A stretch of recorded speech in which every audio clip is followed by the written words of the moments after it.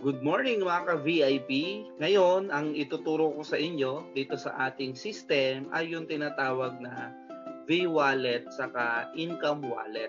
Okay? Pero before anything else, ipaliwanag ko muna sa inyo ano yung difference ng V-Wallet at Income Wallet. Okay? Dito nyo makikita yan sa menu, sa left side, Income Wallet saka V-Wallet. Alright?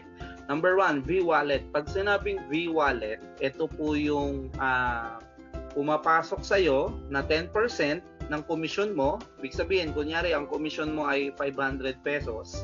10% nun, 50 pesos, papasok sa V-Wallet mo. Okay? And yung 90% papasok sa income wallet mo. Okay? Pag sinabing V-Wallet, ito po yung pondo mo na kung saan pwede mong gamitin pambili ng products. Okay? Pwede mo rin itong gamitin pang transfer ng fund. Kunyari, meron kang downline, pwede mo silang sendan ng pondo, okay? Para mabigyan mo sila ng pera. Kung kunyari, kailangan din nila mag-encode at nag-request po sila sa iyo, okay, ng V-Wallet para mabilis ang encoding, okay? Kaya pwede po yung V-Wallet na yan. Ngayon, ang income wallet naman po, ito po yung pinaka-income mo na pwede mong i-pay out. Okay? Pag sinabing payout, pwede mong i-withdraw. Okay, ngayon, ang pag-uusapan po natin ngayon ay yung dalawa na to. Okay, ano yung makikita nyo dito sa V-Wallet at Income Wallet. Alright, let's start. Okay, ngayon, mapapansin mo dito sa dashboard, okay, itong account na ginamit ko, meron na siyang V-Wallet na 648 pesos. Okay, ngayon, makikita mo yung details niya dito po sa menu natin sa left side. Okay, click mo tong V-Wallet. Ayan, may mga pagpipilian po dyan. Okay, unahin natin tong V-Wallet details. Okay, kung gusto mo malaman saan po galing yung mga pumapasok sa V-Wallet mo. Okay, yan, nakadetalye po yan, no, guys. Okay, dito, nakalagay dyan kung kailan ang date, kung kailan pumasok yung date pati time, kung kailan pumasok yung income. Ngayon, may description din yan. Anong income? Kunyari, Unilevel, okay, meron direct referral, okay, merong pairing reward, okay, may mga ganyan po yan, okay? Tapos, transaction fee, kung meron man, debit, credit. Pag sinabing credit, yan yung pumapasok sa V-Wallet mo. Pag sinabing debit, yan po yung databas mo pag bumili ka ng products or kapag nag-transfer ka ng fund. Okay, ayan siya. Then, yan yun. Ito yung balance, pinaka-balance mo. Ngayon, to check, yan yung marami na siyang transaction dito. Okay? Ngayon, to check sa dulo, punta ka lang dito sa last part. Okay, makikita mo yung dulo na or yung huling transaction. Okay, dito huling transaction niya. October 10, okay, alas 4 ba to? Alas 4 ng hapon, okay? Pairing reward, pumasok sa kanya 50 pesos. Okay? Ang balance niya is 958 plus 50 pesos. Okay? Meron siya 648. Okay? Ano tong 50 pesos? 10% nung income niya sa pairing reward. Okay? Most likely, ang pairing reward niya 500 pesos. 10% noon, may 50 pesos na pumasok sa kanya. Kaya ito po yan, 648 pesos. Alright? Meron din siyang dito, guys. May transaction din siya na nag-transfer ng pera, no? Nag-transfer ng pera na binigyan siya ng pera. Okay? Ibig sabihin, nakatanggap siya ng pera kasi credit. Okay? Binigyan siya ng pera. Tapos, ayan, for upgrade to platinum, may transaction fee. Okay, ang nabawasan ng transaction fee yung nagbigay. Alright? And na-credit sa kanya 8,000 pesos. Ngayon, ginamit niya 8,000, nag-upgrade siya, nag-purchase ng package. Okay? Mayroon kasi tayong promo before na 8,000, no? Going to platinum ka na. At ayan, napunta yan sa debit, kaya binawas na. Kaya yan na yung balance niya, 598. Alright? Ganyan siya, guys. Dito nyo makikita sa V-Wallet details, yung pinaka details ng V-Wallet mo kung ano-ano yung mga pumapasok na pondo. Alright, next tayo. Okay? Transfer history. Ayan, dyan mo makikita kung ano yung mga history ng pag-transfer mo ng pera. Lalagay mo lang dyan yung date, Kunyari, buong October, gusto mo makita yung history, click mo lang kung October 1 from saka date 2, then submit. Alright? At makikita mo na dyan yung mga details ng mga pinagta-transfer mong pera. Kasi baka magulat ka, nawawalan ka ng pera. No? Check mo dyan, baka nag-transfer ka, nakalimutan mo lang. Okay, nakadetalye yan dyan. Alright, next natin, fund transfer. Okay, click mo yung fund transfer. Ito po guys, kung mag-transfer ka po ng pera dun sa downline mo, okay, kunyari, nag-request siya upline. Okay lang ba para mabilis? Okay, meron ka bang V-Wallet? Okay, kunyari meron ka V-Wallet for 750. Upline, okay lang ba? Sa'yo ko na lang i-deposit tong 4750. Tapos bigyan mo na lang ako, transferan mo na lang ako ng 4750. Pwede po 'yon, no? Okay, ang gagawin mo lang, ilalagay mo yung username, kung sino yung username na yan. Guys, no, case sensitive to, no? Ibig sabihin, kung small letter po yung username niya, lagay mo small letter. Kung meron pong capital po dun sa letter, lagay mo po. Okay, para pumasok po siya. Alright?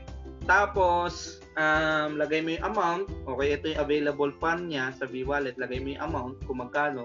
Kunyari, 50 pesos. Lagay mo ng note. Okay? Kunyari, payment sa utang na load. Di ba? So, pwedeng ganyan. May transaction fee lang po na 20 pesos yan. Then, click mo lang next. Okay? Kunyari, ito, lalagay ko yung ko. Okay? Click mo lang next. Okay, tapos dito sa next, ayan. Okay? Ita-transfer na ng fund. Kailangan mong i-enter yung transaction password mo. Okay, guys, ang transaction password po ay nakikita po sa email. Okay, nung nag-join ka po sa VIP, mayroon pong email po sa iyo yung VIP indicating your username, login password, saka po transaction password. Alright? Ngayon, yung transaction password, madali naman po palitan yan. Okay? May ibang video tayo para dyan, para matutunan nyo pa paano palitan ang transaction password. Okay? Type mo lang yung transaction password dyan, then click mo finish. Okay? Pag na-click mo na finish, automatic po, mababawasan ka na sa V-Wallet details mo ng 50 pesos, ay ng 70 pesos, kasi may po yan, transaction fee. Then, magkakaroon na po ng 50 pesos yung V-Wallet ng taong pinasahan. Okay? Ayan siya. And, ayan. Next natin, V-Wallet. Next natin yung income wallet. Okay, sa income wallet, para malaman mo kung ano yung details na pumapasok na pera sa commission mo, click mo tong income wallet details. Ayan, okay. Ito, isa pa lang yung transaction niya. Okay, na pumasok since na bago pa lang po yung transition natin with income wallet. Okay, pumasok nung October 10. Okay, pairing reward. Okay, 450 pesos. Or 90% ng commission mo. Kung 500 yung pairing reward niya, yung 50 na punta sa V-Wallet. Yung naman po, yung 450 which is 90%, dito na punta sa income wallet. Alright. Yan, dyan mo makikita yung details, naka-indicate po dyan yung mga pumapasok sa yung income. Okay, ngayon po, pwede ka rin mag-fund transfer. Click mo yan. Okay, using your income wallet. Ngayon, itong funds transfer, ito sabi dito, no, transfer to V-Wallet para loadan mo or lagyan mo ng pera yung V-Wallet mo. Kunyari, bibili ka ng products, okay, kunyari sa Simplify, pwede kang bumili ng product or products ng specialty product ng VIP, ayan, or magme-maintenance ka, dyan ka po kukuha sa V-Wallet. Alright, kunyari, ang sabi dito, kunyari, ayan, sa pagta-transfer ng fund, nalagay mo lang yung amount, may pera ka dyan, 450, sabihin mo, ang ta-transfer mo, 450, lagay mo yung purpose, para at least may note ka, okay, insufficient fund, okay, 50, ayan, 50 pesos, alright. Lagay mo yung transaction, note, kung para saan yan, kung para saan yung pag-transfer mo, may charge din po na 20 pesos, then, i-click mo lang yung finish. Okay, at automatic na po yan. Magkakapera ka po dyan sa inyong V-Wallet. Matatransfer na po yung fund. Okay? Yan siya. Yan ang fund transfer. Ngayon, kung gusto mo naman i-withdraw yung iyong income wallet. Okay, click mo lang tong payout request or request for payout release. Okay, since meron na rin akong video nito sa isang video. Okay, pero kwento ko na lang din sa inyo. Minimum po nito, no? Minimum withdrawal 1,000 pesos. Okay, since 450 pa lang yan, hindi pa pwede yan. Pero in case, kunyari, meron ka ditong 10,000 na amount, okay? Lalagay mo lang yung transaction password, yan po yung kahalagahan ng transaction password, no?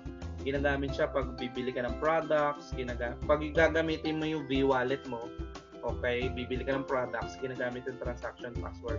Then, second, pag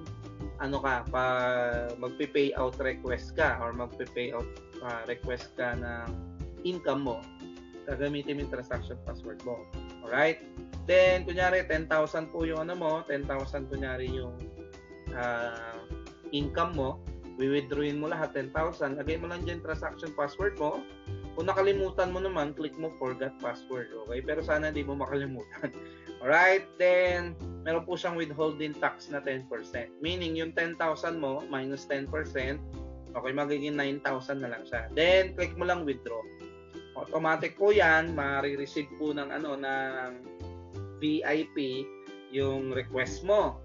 Okay? Ngayon, since October po ngayon, nag-request ang ating company na ang payout is since inayos yung system natin, okay, ang request nila, ang payout natin is 4 monthly, every 15, October 15 saka November 15.